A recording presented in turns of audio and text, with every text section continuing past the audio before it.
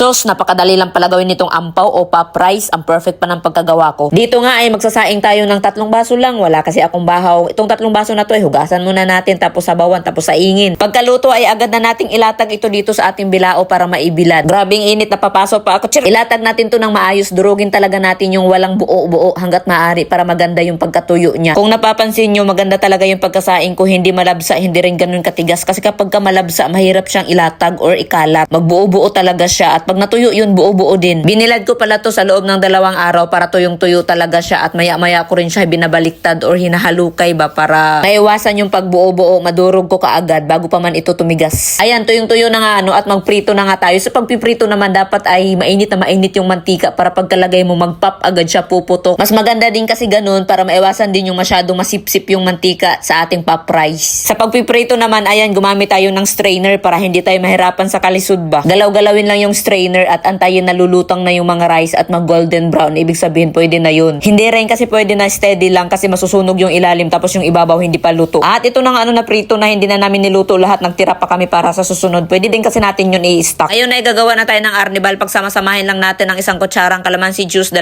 kutsarang tubig at kalahating baso ng asukal. Isa lang ito, samahin ng apoy, halu-haluin hanggang sa kumulo at matunaw yung asukal. At ilagay na yung pinatigas na kanin dito, haluin ng mabilis. Medyo mabilis talaga yung paghalo para hindi agad tumigas yung asukal para lahat din ay malagyan. Kapag nahalo na ito ng mabuti, ilagay na ito sa isang molde. Dito ay gumamit ako ng square pan 7x2 yung size nito.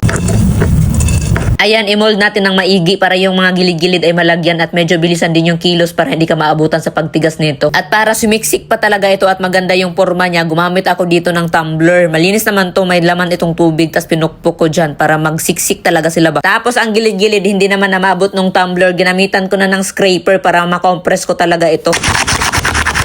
Ngayon ay mag-a-unmold na tayo. Sa pag-a-unmold naman, i-press muna natin yung magkabilaang gilid para matanggal na ito bago natin ito baliktarin.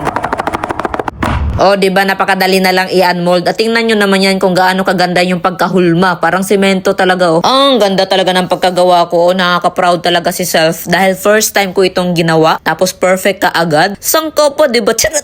At ngayon nga, hihiwain na natin to ng pa-cubes para maibenta na. Charot. Para maibigay na sa mga bata at marami din yung makakain. Itong unang hiwa ko nga ay ginamitan ko pa nitong scraper para pantay nga kuno yung pagkahiwa. Pero parang hindi naman ganun yung pagkayari. Ang dali lang din hiwain itong ating ampaw dahil na sobrang siksik niya, sobrang compress, hindi siya nabibitak or nabibiyak. Oo nga pala, bago ko makalimutan, kung gusto nyo yung scraper ko, sobrang laki, 9 inches yan. Ang sarap ipanghiwa ng kakanin. Yung isang bilao na maliit, isang hiwaan mo lang. Napakaganda. Ilagay ko na lang yung link dyan sa comment section para i-click nyo na lang. Ayan, nililiitan ko pa talaga yung pagkahiwa para marami yung makakain ba. Kung pambenta ninyo, kayo na ang bahala sa laki. Ang masasabi ko dito ay ampaw a la karkar. Chirit!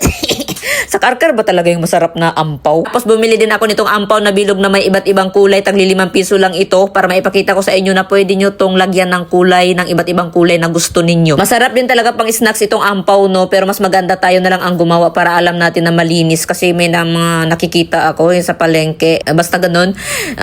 Ang sarap. I-try mo na tong recipe na to. Kung may bahaw ka dyan, pwede na yan. Ibilad mo na agad. Tapos iprito, lagyan mo na asukal. Tapos na agad. Ganun lang kadali. So, dinin na lang ko sa kutob si ampaw recipe, no? Kita na lang po sa susunod na video. Bye-bye!